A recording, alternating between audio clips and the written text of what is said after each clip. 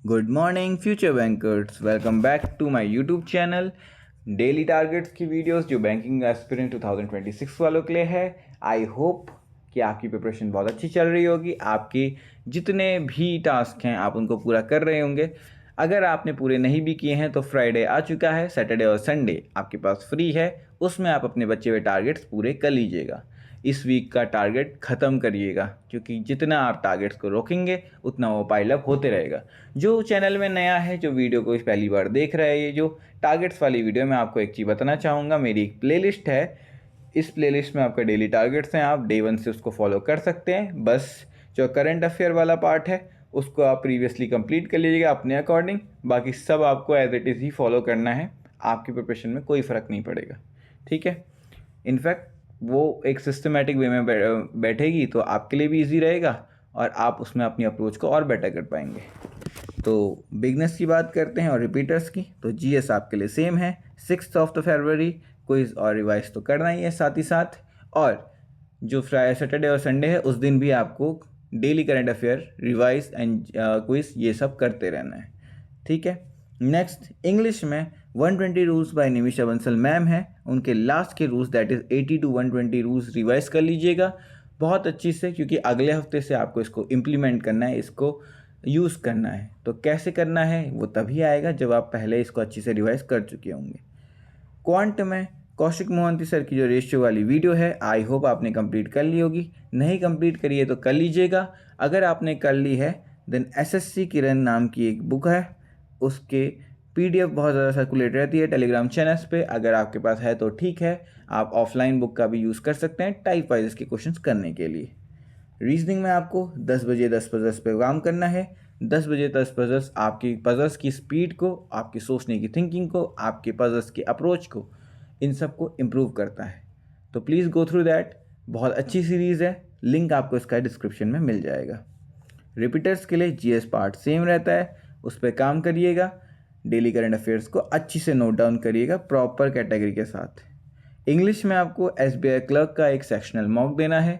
देखना है कि भैया आपने जितना भी आज अभी तक पढ़ा है इंग्लिश में, whether it is rules of grammars, whether it is vocabulary, वो क्या आपके परफॉर्मेंस को इम्प्रूव कर रहा है तो वेल एंड गुड। नहीं कर रहा है तो जिस जगह पे आपकी कमी है उसको पक्का नोट डाउन करिएगा, ठीक है। फिर फ्राइडे और सैटरडे और संडे उस चीज़ को एक बार नोट डाउन कर लीजिएगा। नेक्स्ट क्वांट में आपको मिक्सचर एलिगेशन आज भी प्रैक्टिस करना है। आई होप आप इसको प्रैक्टिस करेंगे। मिक्सचर एलिगेशन के क्वेश्चन को प्रैक्टिस करना बहुत ज़रूरी है, उससे आपके बहुत सारे कॉन्सेप्ट क्लियर होंगे। मिक्सचर एलिगेशन अपने आप में बहुत अच्छा टॉपिक है। ये इतना इंपॉर्टेंट है कि आपका 2 मिनट का क्वेश्चन आपका ये 30 सेकंड से पहले सॉल्व करवा सकता है, अगर आपको पता है कहाँ और किस जगह इसको सही से इस्तेमाल करना है। तो रीजनिंग में 10 बजे 10 बजे ये आपका प्री का टारगेट है। बात करते हैं आपके मेंस के टारगेट की। तो कल आपने एक मॉक दिया था क्वांट में आईपीएस पीओ का, उसका आज एनालाइज कीजिएगा। आपके पास सैटरडे संडे पड़ा हुआ है, उसमें क्वेश्चंस को पूरी तरह से ऑफलाइन मोड पे सॉल्व कीजिएगा।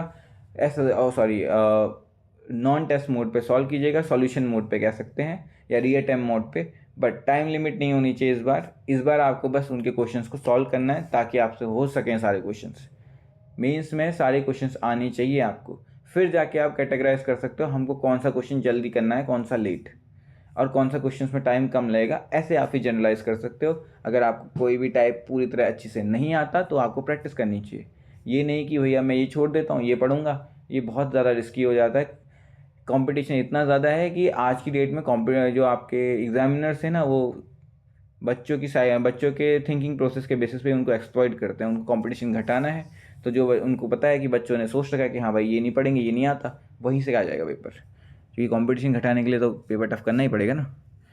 अगला रीजनिंग में आपको मॉक एनालिसिस करना है जैसे आपने क्वांटम में करा था, और सैटरडे और संडे तक जितने भी टाइप के क्वेश्चन हैं उनको सॉल्व कर लीजिएगा। ये आपका इस वीक का टारगेट था। आई होप आप ये टारगेट्स कर रहे होंगे। Do like share and subscribe to my YouTube channel अगर आपको वीडियोस अच्छी और हेल्पफुल लग रही हैं तो। मिलते हैं नेक्स्ट वीक नए टारगेट्स के साथ, नए जोश के साथ। इस वीक का जितना भी काम पाइलअप है उसको कंप्लीट कीजिएगा और अपनी फोकस करिएगा कि ये जितनी भी प्रिपरेशन है उस पर, ठीक है। बहुत कम वक्त बचा है, अब कम वक्त तो नहीं कहूँगा, पर हाँ बचा ही है कुछ टाइम। पर अगर आप बहुत जल्दी ही कोर्स को कंप्लीट कर देंगे तो वो ठीक रहेगा। जैसे आप नोटिस कर सकते हैं जो रिपीटर्स हैं उनका लगभग आपका इंग्लिश ख़त्म हो ही चुका है। इंग्लिश में आपको बस अब साइड पार्ट्स कंप्लीट करने हैं, मेन पार्ट आपका कंप्लीट हो चुका है। और ऐसा ही मैं आपके यंग जो बिगनर्स हैं उनके लिए भी कहूँगा। साथ ही साथ आपका रीजनिंग पार्ट कंप्लीट हो चुका है रिपीटर्स का। ऐसे ही क्वांट का थोड़ा पार्ट लंबा रहता है तो क्वांट में टाइम लगेगा। जीएस तो एंडलेस है तो वो तो लगेगी रहेगी। ये आप मेंस के लिए कर रहे हैं और मेंस की जो आप प्रिपरेशन है उसको आप देख ही सकते हैं, वो भी टच बाय टच चल रहा है। तो सभी चीज़ों को अगर आप कंटेंट्स को प्रॉपर टाइम देंगे तो ऑटोमेटिकली आपकी स्पीड और उस पर जो मार्किंग है, जो आपकी प्रिपरेशंस की जो आपकी परफॉर्मेंस है वो इम्प्रूव होती चली जाएगी, ठीक है।